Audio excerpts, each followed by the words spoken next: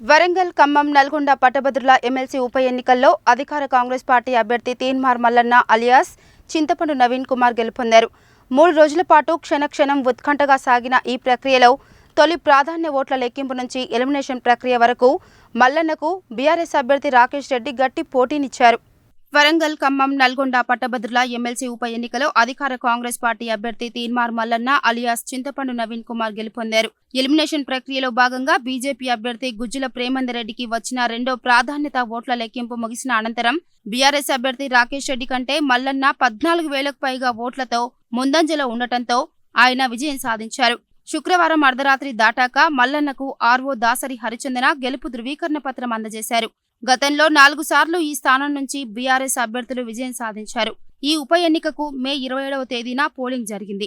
June 5న ఉదయం 8 గంటలకు ఓట్ల లెక్కింపు ప్రారంభం కాగా 7వ తేదీ రాత్రి 10:30 గంటలకు ఓట్ల లెక్కింపు ప్రక్రియ ముగిసింది. దాదాపు 3 రోజుల పాటు ఓట్ల లెక్కింపు కొనసాగింది.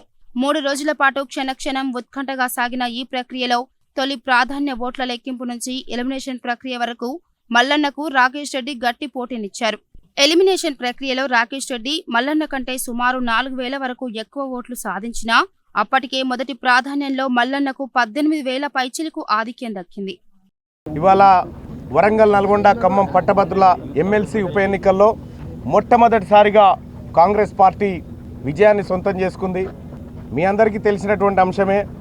కాంగ్రెస్ పార్టీకి ఎట్టి పరిస్థితిలో ఈ విజయం దక్కొద్దని BRS party, Bharatiya Janata party చేసినటువంటి ఉమ్మడి కుట్రలన్నీ కూడా మీ కళ్ళ ముందు ఉన్నటువంటి అంశాలే. ఇవాళ వాటన్నిటిని ఛేదించుకుంటూ 100 కోట్ల రూపాయల వ్యయంతో కాంగ్రెస్ పార్టీని దెబ్బ కొట్టాలని చూసినటువంటి శక్తులన్నింటినీ చీల్చుకుంటూ ఛేదించుకుంటూ ఇవాళ ప్రజల మన్ననలు పొందుతూ కాంగ్రెస్ పార్టీ జెండాను ఇక్కడ పాతడం జరిగింది.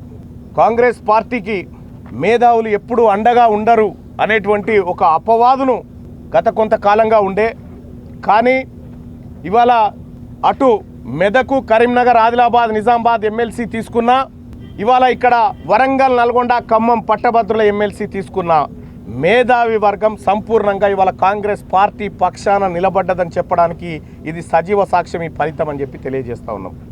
ఇంకా అంతేకాదు, రాబోయేటువంటి ఎన్నికల్లో కూడా కాంగ్రెస్ పార్టీ ప్రజల పక్షాన నిలబడి ప్రజల మన్ననలు పొంది ఈ తెలంగాణ రాష్ట్ర శ్రేయస్సు కోసం కాంగ్రెస్ పార్టీ కంకణబద్దులై ఈ కార్యకర్తలమంతా పనిచేస్తామని చెప్పి మీ అందరికీ హామీ ఇస్తా ఉన్నాం. ప్రజలకు ఏ హామీలైతే మేము ఇవ్వగలిగినామో సాధ్యమైనటువంటి ప్రతి హామీని కూడా నెరవేర్చడం కోసమే కాంగ్రెస్ పార్టీ ముందుకు పోతుంది. మేమందరం ముందుకు పోతామని చెప్పి మీ అందరికీ తెలియజేసుకుంటూ, నాకు 10 ఏళ్ల కాలం పాటు చేసినటువంటి పోరాటానికి ఇవాళ నాకు అండగా నిలిచినటువంటి నా అన్నలందరూ, ఎమ్మెల్యేలందరూ, మంత్రులందరూ, ముఖ్యంగా ముఖ్యమంత్రి రేవంత్ రెడ్డి గారు, వీళ్ళందరికీ గెలిచినటువంటి గౌరవ ఎంపీలకు కానీ, మొన్న గెలిచినటువంటి ఎంపీలకు కానీ అందరికి కూడా మరొకసారి కృతజ్ఞతలు తెలియజేస్తా ఉన్నా.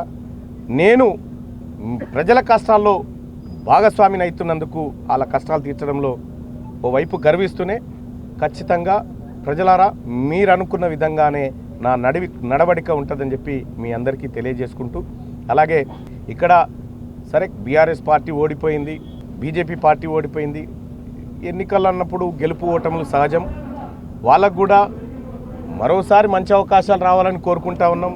ఈసారి మాత్రం కాంగ్రెస్ పార్టీదే ఈ సీట్ అని చెప్పి ప్రజలు తీర్పునిచ్చారు కాబట్టి ప్రజలు ఇచ్చినటువంటి ఈ గౌరవాన్ని నెత్తికెక్కించుకోకుండా ఖచ్చితంగా ఒక బాధ్యతాయుతంగా పనిచేస్తామని చెప్పి తెలియజేసుకుంటూ, ఈ ఎన్నికల్లో పాల్గొన్నటువంటి సిబ్బందికి అందరికి కూడా ధన్యవాదాలు తెలియజేస్తాను.